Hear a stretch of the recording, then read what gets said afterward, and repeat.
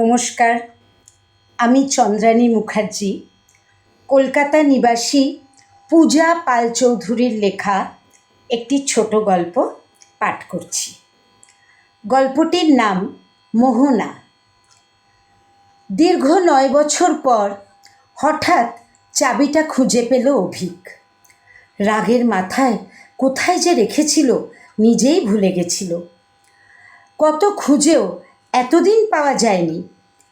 আর আজ সৌমি হাসপাতালে যাওয়ার পরেই ওর আলমারি থেকে জামা বের করার সময় কোথা থেকে যে হাতে এসে পড়ল চাবিটা।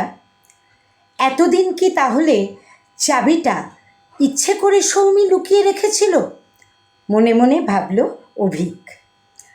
চাবি দিয়ে আলমারির লকারটা খুলতেই বেরিয়ে আসলো 9 বছর আগের পুরনো স্মৃতি।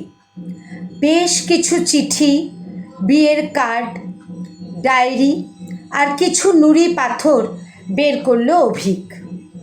ডায়েরির শেষ পাতায় লেখা, নববর্ষ ভালো কাটুক, আমি বাড়ি ছেড়ে চলে যাচ্ছি।